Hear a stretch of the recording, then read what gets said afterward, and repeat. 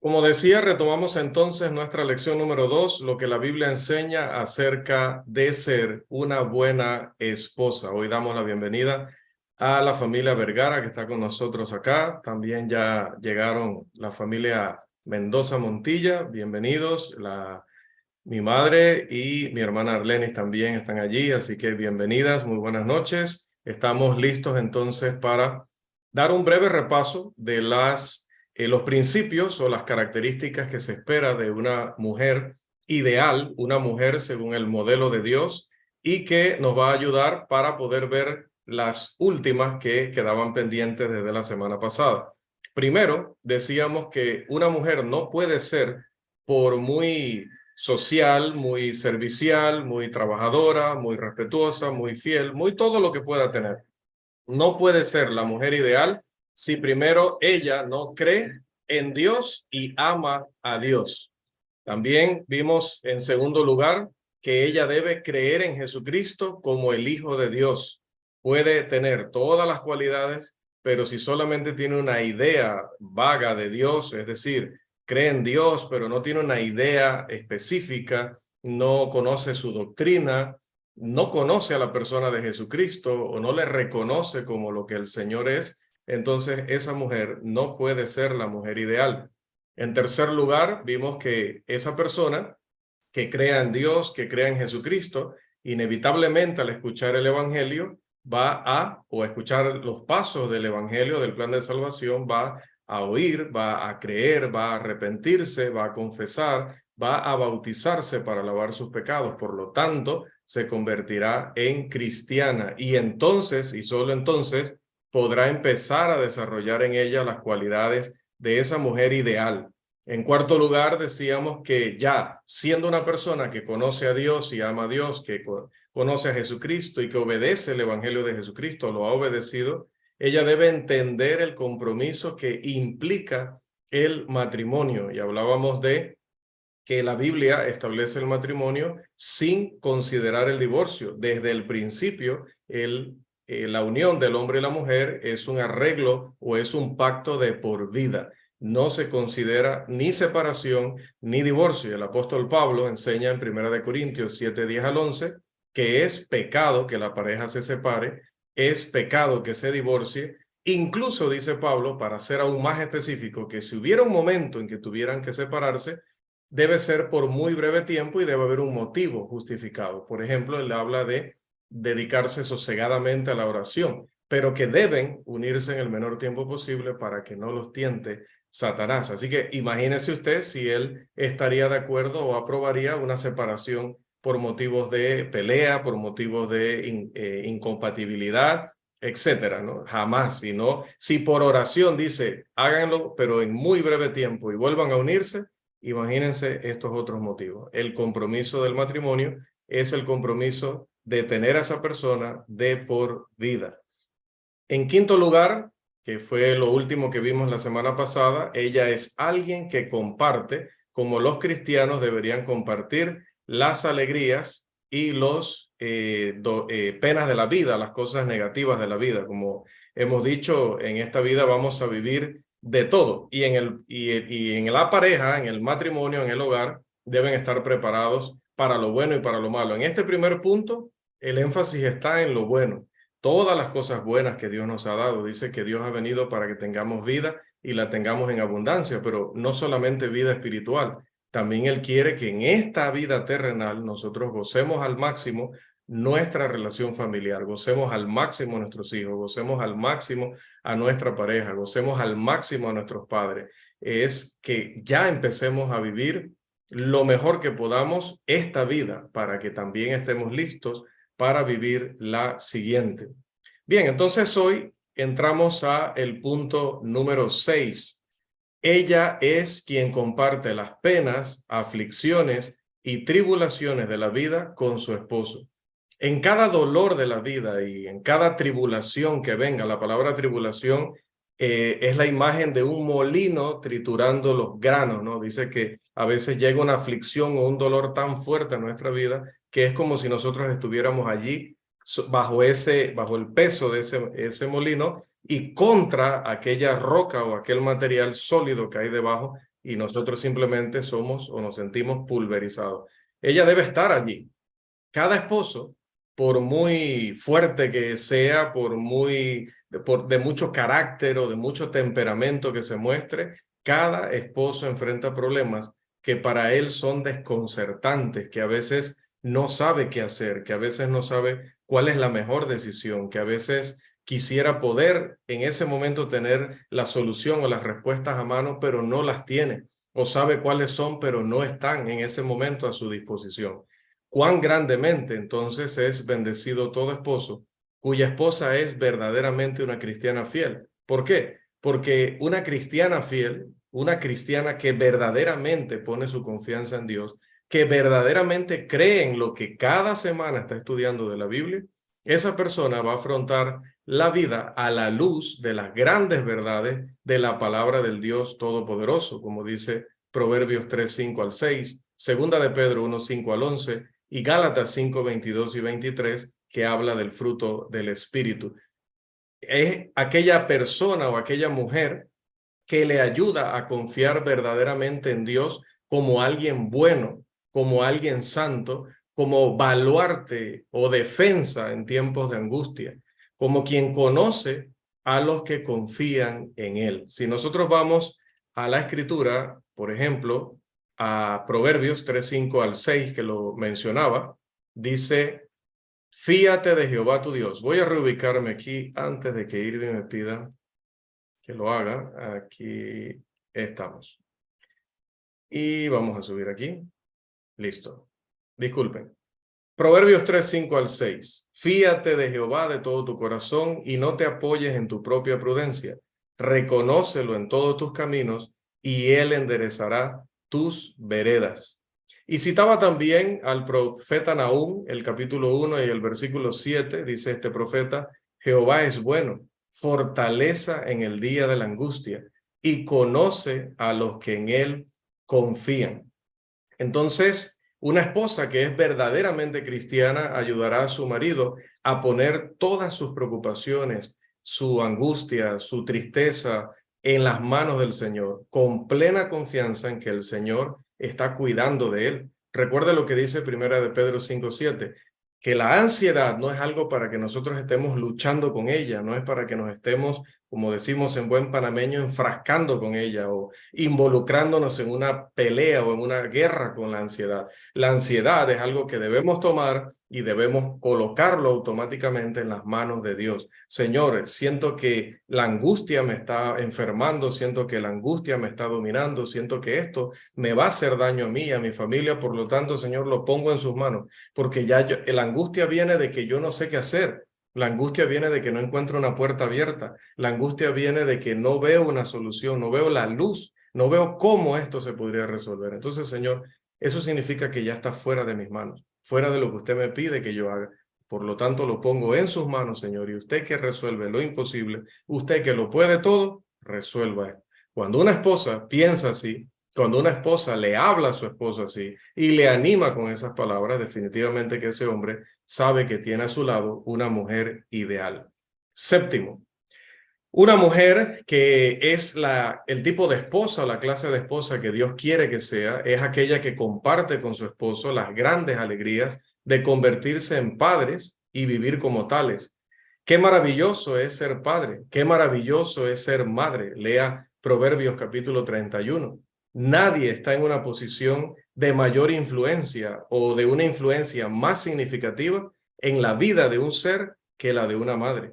Qué maravillosas experiencias tienen las esposas verdaderamente cristianas o los esposos verdaderamente cristianos y sus esposas al compartir grandes vivencias. Primero, la de traer a sus hijos al mundo y luego la de criarlos, como dice Efesios 6:4, en la disciplina y amonestación del Señor.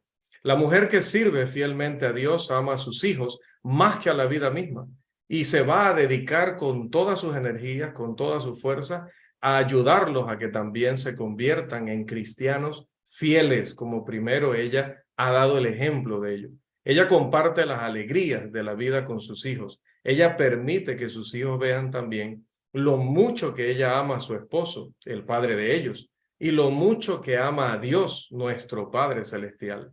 Todo niño merece saber que es amado por su padre y amado por su madre. Y merece saber que su padre y que su madre se aman mucho. Y todo niño merece, hermanos, ver que sus padres aman a Dios con la totalidad de sus corazones. Por supuesto, muchos padres y madres ni aman a Dios, ni a sus hijos, ni se aman entre sí. Pero en todo caso, esto que estamos viendo en el punto número 7 es el ideal y es lo que debemos buscar y debemos procurar en nuestra vida. Y es lo que, como decía al principio, debemos tomar para aconsejar a aquellos. Si es que nosotros nos hemos equivocado, si es que nuestra situación es irreversible, poder compartir esto entonces con otros que puedan ir en ese rumbo. Octavo, amados hermanos, la esposa ideal es aquella que da amor y recibe amor de su esposo. Recuerde lo que dice Gálatas capítulo 5, o Efesios, perdón, 5, 22 al 33. El marido ideal ama a su esposa como Cristo ama a la iglesia y se entregó a sí mismo por ella, dice Efesios 5, 25. La esposa vive en sujeción, una sujeción voluntaria, una sujeción aprendida, una sujeción que ella ha tomado desde el momento en que decidió tener un marido, tener un esposo, que primero lo aprendió en su casa y esa sujeción la continúa en su hogar. Ella se va a sujetar al liderazgo de su esposo, como dice Efesios 5:22. Y esta sumisión entonces para ella no es insoportable, porque ella sabe que el hombre y la mujer fueron creados con esta relación en mente. No era bueno que el hombre estuviera solo, dice allá el libro de Génesis. Él necesitaba a la mujer y por eso Dios la creó para él. Dios no creó al hombre para la mujer, pero sí creó a la mujer para el hombre. Cada uno da fuerza y alegría al otro. Además, la esposa informada sabe que si su esposo sigue verdaderamente la enseñanza de Cristo, la amará como Cristo amó a la iglesia. Y amados hermanos, no tengo que decirles que esas son palabras mayores, porque Cristo amó tanto a la iglesia que dio su vida por ella. Ese es el tipo de amor del que venimos hablando desde el 2022, el verdadero amor. Ningún hombre que vive fielmente de acuerdo a la enseñanza de Cristo, la enseñanza de la Biblia, va a pervertir o va a tergiversar la enseñanza de la palabra con respecto a que él es cabeza de la esposa, para querer abusar de ella o para querer maltratarla, como si él estuviera autorizado por Dios a ser un déspota con ella. No afirmará que la Biblia enseña que su esposa no sabe nada, o que es una tonta, o que es una tarada, o que es una inútil, etcétera. Muchos términos que en el mundo se utilizan y quién sabe si incluso entre cristianos. Más bien, él tomará todas las decisiones a la luz de su amor por ella y por su bienestar en general. Cuán maravillosa es la enseñanza de la Biblia en cuanto a la relación del marido y de la esposa cuando estos quieren vivir un matrimonio ideal. Dice la Escritura, mas el fruto del Espíritu es amor, gozo, paz, paciencia, benignidad, bondad, fe, mansedumbre, templanza. Contra tales cosas no hay ley. Jamás vamos a faltarle a Dios cuando en nosotros abundan todas estas características. Bien, noveno. La mujer también es compañera de su marido, la mujer ideal es compañera de su marido en el deleite sexual. Los pasajes de Proverbios 5, 15 al 19, o todo el cantar de los cantares de Salomón y otros pasajes de la Escritura así lo recalcan. La relación correcta en ese sentido puede ser de incalculable valor tanto para el esposo como para la esposa. Pablo explica esto en 1 Corintios capítulo 7, los versículos 1 al 5, pero vamos a leer en primer lugar el de Proverbios. Bebe el agua de tu misma cisterna y los raudales de tu propio pozo. ¿Se derramarán tus fuentes por las calles y tus corrientes de agua por las plazas? Sean para ti solo y no para los extraños contigo. Sea bendito tu manantial y alégrate con la mujer de tu juventud, como sierva amada y graciosa gacela. Sus caricias te satisfagan en todo tiempo y en su amor recréate siempre. Así que con esas palabras del sabio, entendemos que ni el marido ni la mujer deben jamás, sin una buena razón, rechazar o dejar de satisfacer el deseo del otro, porque Dios considera esto un grave pecado y una grave falta. Eso es defraudar a alguien con quien hicimos un pacto. Esto es estafar al otro.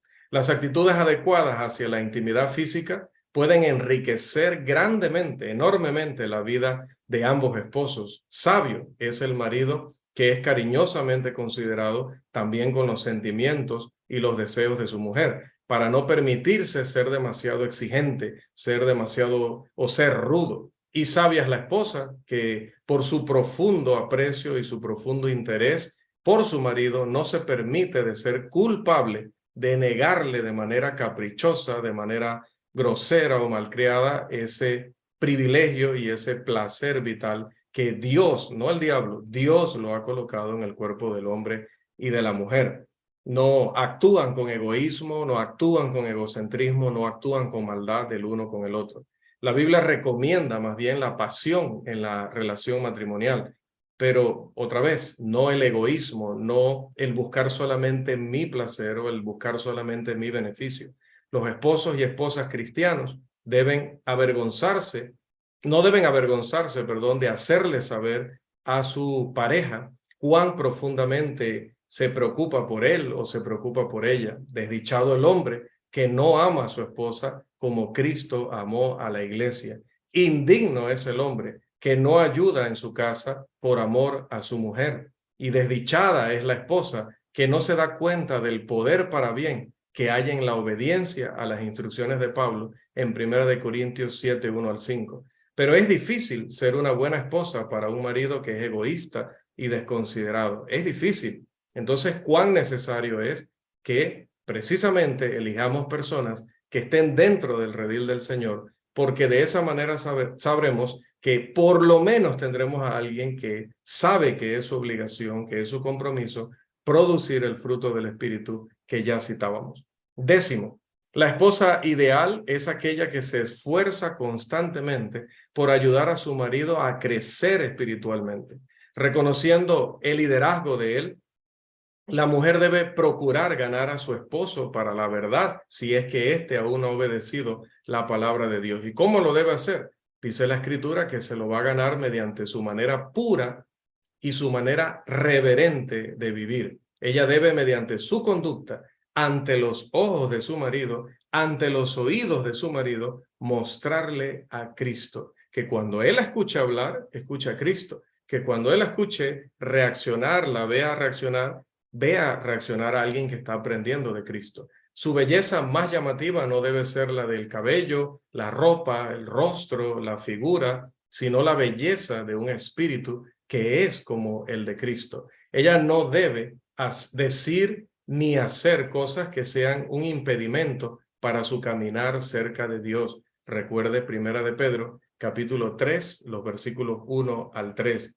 Ella debe enseñar sobre Cristo a través de lo que hace y también por medio de lo que dice. Por eso la Escritura va a decir en Mateo 5, 13 al 16 que nosotros somos la luz de este mundo y que las personas al ver nuestras obras glorifican a Dios. El primer pasaje, el de Pedro, dice: asimismo vosotras, mujeres, estad sujetas a vuestros maridos, para que también los que no creen a la palabra sean ganados sin palabra por la conducta de sus esposas. Conducta.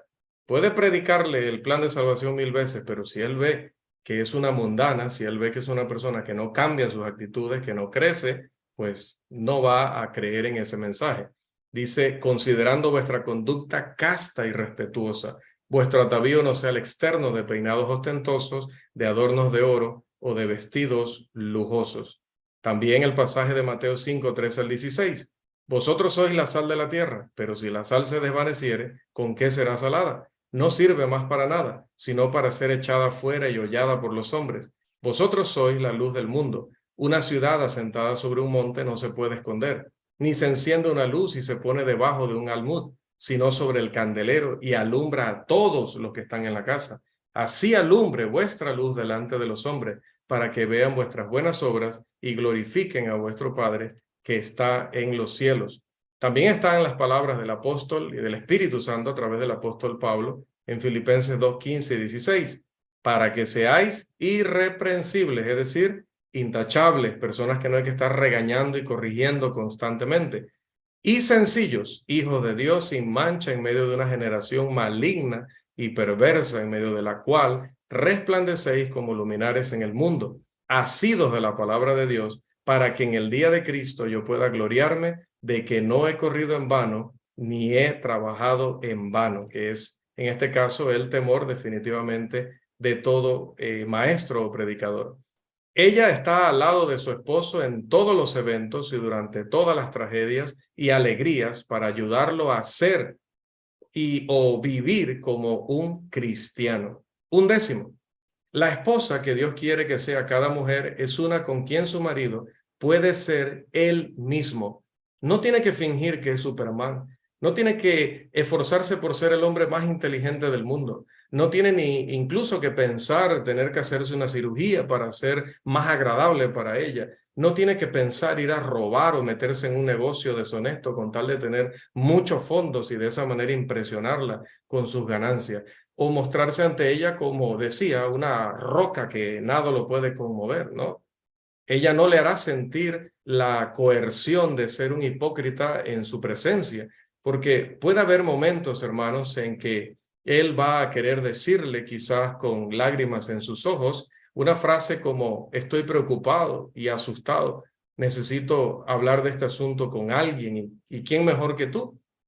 Pero si su esposa es una persona que quiere que él sea un superhéroe, quiere que él siempre esté con el ánimo en alto, que él nunca tenga miedo, que él nunca se entristezca, que él nunca se decaiga, pues él nunca será natural ante su esposa.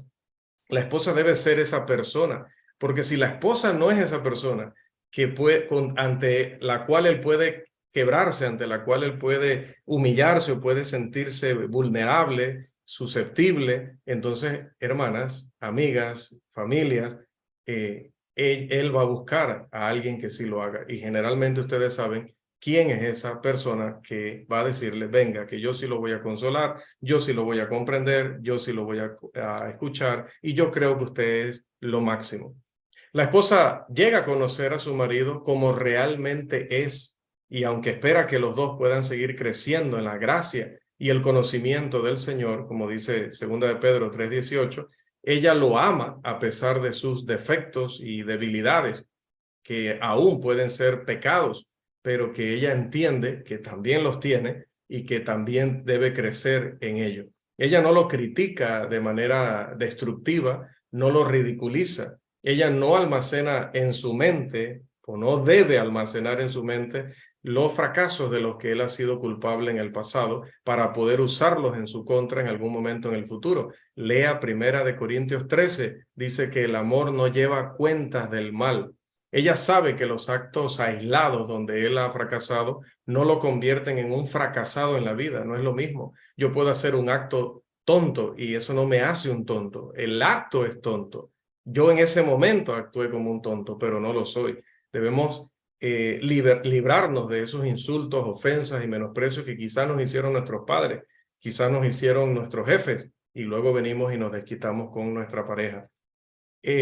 Más bien, hermanos, ella siempre debe ser una persona dispuesta a decirle, esposo, tú puedes hacerlo, podemos hacerlo juntos, yo estoy aquí contigo. Alcemos nuestros ojos hacia el futuro y vamos a lanzarnos. Yo voy donde haya que ir, yo lo apoyo a usted en esto, yo estoy ahí a su lado. Todo el tiempo ella es consciente de que es débil y necesita la ayuda y la fuerza y el apoyo de su marido, así como la gracia y la misericordia de Dios. Ella no actúa hipócritamente como si tuviera libre, como si ella estuviera libre de pecado, como si ella fuera perfecta y pudiera estarlo señalando a él constantemente. Lea Romanos 2:1 y lea Mateo 23, personas como los fariseos o los judíos en general que actuaban de esa manera y cómo Dios les reprende. Ella está al lado de su marido incluso si todos los demás seres humanos lo traicionan, lo abandonan, se ríen de él o se burlan de él. Ella se esfuerza por ayudarlo a mirar hacia el futuro con esperanza y con la confianza en que ellos juntos, con la ayuda de Dios en primer lugar, pueden tener éxito en sus vidas, tanto en asuntos terrenales como en asuntos espirituales. Y finalmente, en duodécimo lugar, la esposa es la ayuda idónea para las necesidades básicas de su marido. Recordemos lo que dice Génesis capítulo 2, versículo 18. Y dijo Jehová Dios, no es bueno que el hombre esté solo, le haré ayuda idónea para él. Todo esposo debe ser consciente de que Dios creó a la mujer para el hombre y toda esposa debe ser consciente de que Dios la creó para el hombre. Cada uno debe regocijarse en esta gran verdad porque es una verdad divina, no es cultural, no le pertenece a los hombres, viene de Dios. No se trata de que uno sea superior y el otro sea inferior, sino del papel que Dios le ha dado a cada uno para desarrollar, como dice 1 Corintios 11, 8 al 9 y Efesios 5, 22 al 33, que ya lo citábamos. La esposa, en efecto, coloca su vida en las manos del liderazgo de su marido, mientras éste conduce o la conduce por el camino de Cristo. A su vez, el esposo ama, aprecia, honra y cuida a su esposa a causa de la persona que es y por el papel que ella juega en el plan de Dios de todas las cosas. Dios nunca se complace con un hombre que es áspero y prepotente con su esposa. Más bien, él espera que el marido trate de conocer las profundidades de la grandeza de una mujer, de entenderla, de vivir con ella de tal manera que su propósito sea siempre honrarla o respetarla, de darle a ella lo que merece, tratándola como dice 1 de Pedro 3:7, como a vaso más frágil. El cuerpo de la mujer es débil físicamente en comparación con la fuerza natural que trae el hombre. Sin embargo, tiene en cierto sentido una gran fuerza y es una fuente de gran deleite por la experiencia que esposo y esposa comparten juntos. Los hombres deberían dar gracias a Dios por sus esposas. La esposa debe ser el deleite de los ojos de su marido, como dice el texto de Ezequiel 24:16. Vamos a ese pasaje. Hijo de hombre, he aquí que yo te quito de golpe el deleite de tus ojos. No endeches, ni llores, ni corran tus lágrimas. Este es un pasaje muy triste porque en esta ocasión Dios le está diciendo que su esposa, le está diciendo al profeta que su esposa, que él amaba tanto, va a morir. Pero lo que quiero tomar de ese pasaje triste es una palabra hermosa: el deleite de sus ojos. Así debe llegar usted y decir cuando llega de su trabajo: por fin estoy viendo el deleite de mis ojos. Y créame que le va a ir bien. Ella es la ayuda idónea o adecuada para él. Génesis 2, 18 al 20. Es la vida fructífera de su marido, como dice el Salmo 128 y Proverbios 5, 15 al 19. Y la guardiana de su casa, como nos enseña Proverbios capítulo 31. Qué cosa verdaderamente preciosa es una esposa ideal, una buena esposa, pero con la palabra buena definida por Dios en las Escrituras. Cuán agradecido debería estar cada marido por una mujer así. Que toda esposa se esfuerce por ser la clase de mujer que Dios quiere que sea, y que todo marido, siendo lo que Dios quiere que él sea. Primera de Juan 1:7, buscando él cada día, día tras día, ayudar a su esposa a alcanzar ese nivel o alcanzar ese grado que Dios tiene preparado para ellas. Que el Señor les bendiga en gran manera.